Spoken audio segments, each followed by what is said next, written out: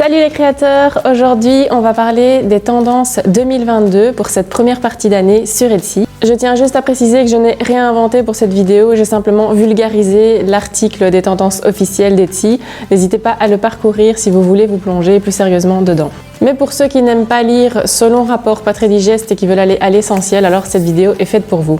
Premièrement, je vais d'abord vous expliquer comment utiliser ce guide de tendance et puis on va voir ensemble les 6 grands thèmes principaux qui vont guider toutes les catégories de vente sur Etsy. Enfin, on parlera des tendances pour les fêtes, c'est-à-dire les 2 fêtes qu'on a en ce début d'année, c'est la Saint-Valentin et la fête des mères.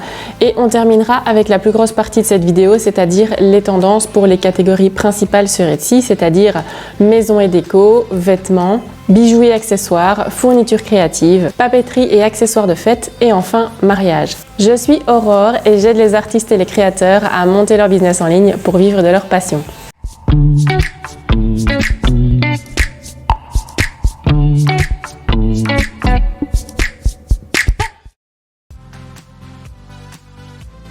Alors comment utiliser ce guide de tendance? Eh bien premièrement, cette vidéo a pour but de vous aider à trouver des nouvelles idées de produits et ainsi renouveler un peu l'offre dans votre boutique.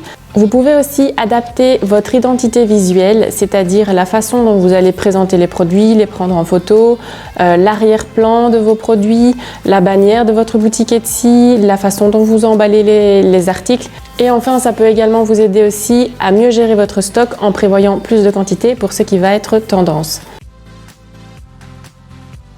Donc comme je vous l'ai dit, cette année, on va retrouver 6 grands thèmes principaux qui vont influencer toutes les catégories confondues. Le premier thème, c'est consommer mieux. Ces dernières années, le maître mot, c'est vrai que ça a été beaucoup la consommation et ici, les acheteurs veulent acheter moins mais mieux. Ils veulent des articles qui ont du sens et qui vont vraiment leur servir. Mais surtout, ils veulent des articles de qualité qui vont durer dans le temps et qu'ils vont pouvoir utiliser pendant quelques années. Avec ce qu'on a vécu avec le Covid, les gens ont également besoin de prendre soin d'eux et de se recentrer sur eux-mêmes. Et donc, on va avoir beaucoup d'articles du style des bougies, des accessoires pour le bain, des sorties de bain, etc. Le deuxième thème, c'est la couleur de l'année et en fait chaque année, donc Etsy décide d'une couleur en particulier et vous allez voir que vous allez retrouver cette couleur d'ici quelques semaines un peu partout sur Etsy parce que les créateurs vont être influencés par ça et la couleur de l'année, c'est le vert émeraude. Le troisième thème, c'est également une couleur. On va être beaucoup influencé par les couleurs pastel en ce début d'année. On va en voir partout. Ça va donc être beaucoup des thèmes qui vont inspirer au calme et à la joie. N'hésitez pas à vous inspirer de ces tons dans vos articles, mais aussi pour l'arrière-plan de vos photos. Au niveau de l'ambiance, on aura des formes abstraites qui vont être inspirées de l'Antiquité. Donc on va avoir tout ce qui est arches, ronds, enfin, beaucoup de formes arrondies, des pyramides aussi, des vagues. Enfin voilà, je pense que vous avez déjà remarqué cette tendance pour 2021 et elle va continuer pour 2022. Cinquième thème, on va avoir un gros pic de recherche pour tout ce qui est articles de rangement, tout ce qui permet de rester organisé. Et alors également, si c'est multifonction, c'est encore mieux puisqu'on reste toujours dans l'idée de consommer mieux et de n'acheter qu'un article pour plusieurs usages. Dans la même idée, on a aussi une augmentation de recherche pour tout ce qui est moodboard et agenda, ce qui est logique puisqu'on est en début d'année, donc les gens recherchent ce genre d'articles.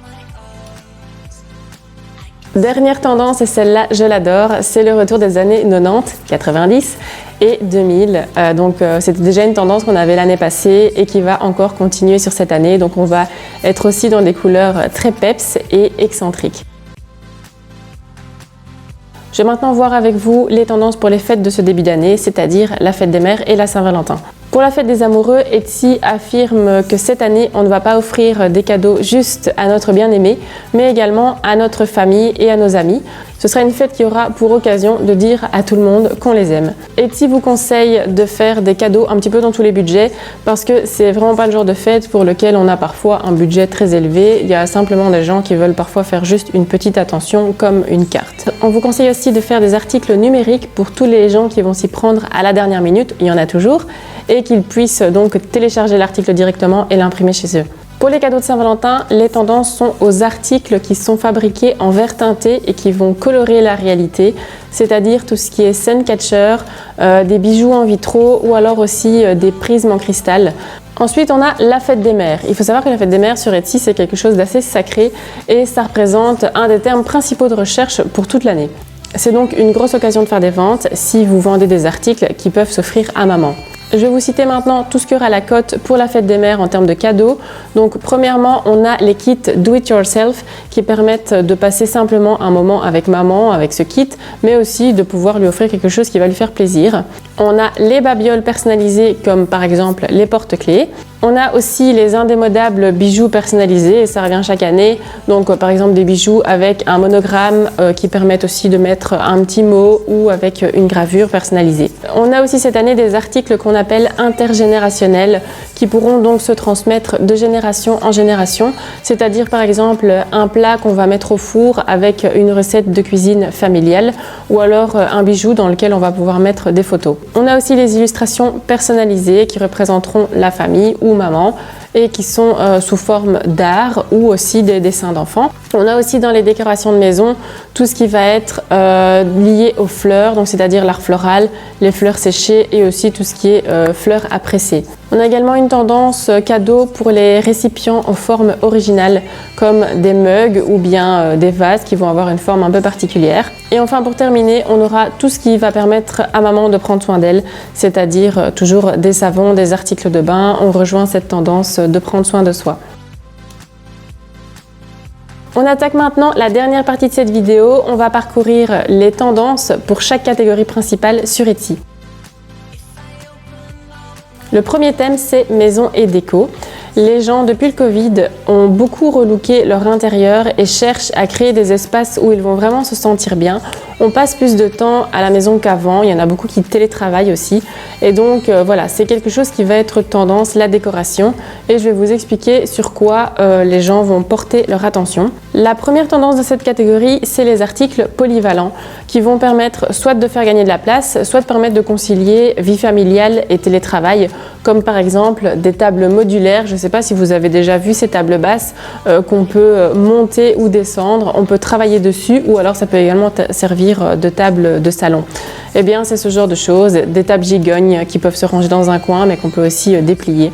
Au niveau des couleurs, matières et formes, on retrouve ce qu'on avait dit précédemment, c'est-à-dire des vagues, des arches, des ondulations, en bref, des choses arrondies, des lignes abstraites liées à des motifs fleuris, naturels, mais aussi des matériaux naturels comme les minéraux, du bois brut ou du marbre. Et au niveau des couleurs, on va être toujours dans les tons doux et pastels. On retrouve aussi une tendance qui revient chaque année, c'est la décoration personnalisée, donc c'est-à-dire par exemple les paillassons avec un message dessus ou également une planche en bois pour la cuisine pour couper vos aliments avec quelque chose de gravé, un message, etc. On va avoir aussi une tendance particulièrement forte pour les luminaires cette année, mais pas n'importe quel luminaire, des luminaires très stylés qui vont avoir des formes abstraites, qui vont prendre beaucoup de place et qui vont en fait être une œuvre d'art à part entière dans la pièce. Et pour la dernière tendance, c'est une tendance qui nous vient du futur, qui reflète en fait le monde virtuel dans lequel on est de plus en plus. Et donc on va retrouver des éléments et des motifs iridescents, des motifs holographiques et également aussi un peu kaléidoscope. Deuxième grosse catégorie, les vêtements. On reste dans l'idée du consommer moins mais mieux avec des pièces qui vont être assez basiques et épurées et auxquelles on va venir ajouter des détails assez originaux. Donc c'est-à-dire qu'on va par exemple retrouver des basiques assez simples avec des broderies mais aussi des broches ou des lanières à nouer. Au niveau des tenues de soirée, on va retrouver des éléments qui brillent ou aussi des motifs de saison comme le kaléidoscope. Au niveau des pièces, on va être beaucoup dans une inspiration des années 90, c'est-à-dire les pulls et les vestes extra larges, le retour du fluo, du velours, les bobs, les gilets sans manches, les jupes baby doll. On va avoir aussi une tendance particulièrement originale, apparemment surtout chez les ados. C'est un style punk gothique aux couleurs pastel. Troisième catégorie, c'est les bijoux et les accessoires. Et ici, on va retrouver des pièces très originales pour contraster avec des basiques. On est un peu dans le même style que pour les vêtements. On va être dans les tons pastels avec le retour du style punk des années 90, c'est-à-dire on va avoir du velours, mais aussi par exemple des clous en métal. Au niveau de la forme et des matières, on est toujours dans la même inspiration aussi. On retrouve des formes abstraites avec des courbes, des formes arrondies et également une inspiration du côté de la nature avec des textures naturelles comme des pierres naturelles, des pierres brutes non taillées, des cristaux, etc. Au niveau du style, ce sera, comme je l'ai dit, donc des bijoux voyants, spectaculaires, avec aussi le retour des broches victoriennes. Quatrième grande catégorie, les fournitures créatives. On est toujours dans l'hiver et les gens vont rechercher plutôt des do-it-yourself qui rapprochent, qui se font à l'intérieur, mais également qui permettent de créer un lien avec les enfants et de les garder le plus possible éloignés de leurs écrans de téléphone ou de la télévision. On a aussi une grande tendance pour le tufting. Donc je ne sais pas si vous voyez ce que c'est, mais c'est un genre de grand métier à tisser où on va venir travailler avec un pistolet à tufter, je pense qu'on dit, qui va permettre de créer des coussins, des couvertures, etc. On a aussi un retour de tendance pour le tricot et le crochet, mais sans grande surprise, c'est souvent le cas en début d'année.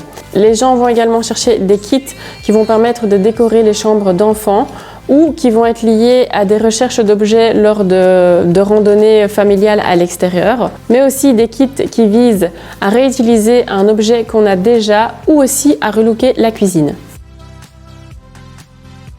Cinquième catégorie, papeterie et accessoires de fête. Et on va toujours avoir comme idée de nouer des liens et de consommer mieux. En ce début d'année, on a le retour des agendas et des journaux personnels. C'est logique puisque ça va aider à tenir les résolutions qu'on aura prises en cette fin d'année. En termes d'articles, ce qui aura le plus de succès, c'est tout ce qui va être emballage, papier cadeau et carte de vœux. Au niveau des motifs et textures, on va être dans des motifs au bord imparfaits, parfois déchirés, des polices rétro, des motifs tropicaux, c'est souvent le cas en hiver parce qu'on a envie de l'été, géométriques et également peuplés de créatures mythiques. On va retrouver par exemple pas mal de dragons et de fées pour les anniversaires d'enfants. Et enfin, on arrive à la dernière catégorie qui est également ma préférée puisque c'est celle de ma boutique Etsy, c'est-à-dire la catégorie mariage. Certains mariages sont à nouveau prévus cette année et on va avoir deux catégories de couples. On va avoir ceux qui peuvent enfin se marier et qui vont avoir envie de le faire en grande pompe. Et on va aussi avoir les mariés qui se sont rabattus sur un mariage en plus petit comité et également intimiste. Au niveau des couleurs, on est dans des tons qui sont assez inhabituels, c'est-à-dire des couleurs très punch, vives ou encore des tons comme le noir. Au niveau des robes, on va être sur des modèles très simples, toujours dans la même idée du consommer mieux, c'est-à-dire des robes qui pourront être remises par la suite et qui sont donc recyclables. Au niveau des thèmes, la table et la décoration vont être dans des tons plutôt pastels avec des fleurs séchées et des éléments naturels. Concernant la décoration, on est clairement dans le rétro avec des affiches anciennes, des boules de disco et également des invitations vintage. Enfin, chaque année, les mariés recherchent des éléments de mariage personnalisés, que ce soit pour la décoration, mais aussi pour les cadeaux à s'offrir entre eux ou aux invités. Voilà, c'était beaucoup d'infos en une fois, mais ça vaut toujours la peine de parcourir ce guide des tendances, non pas pour le suivre à la lettre, mais plutôt pour vous en inspirer. Ça doit juste permettre de guider un petit peu votre processus créatif et parfois vous aider à faire un choix entre plusieurs créations pour avoir une idée de celle qui va avoir le plus de succès. Je vous retrouve dimanche prochain pour une prochaine vidéo. En attendant, prenez soin de vous et je vous dis à bientôt.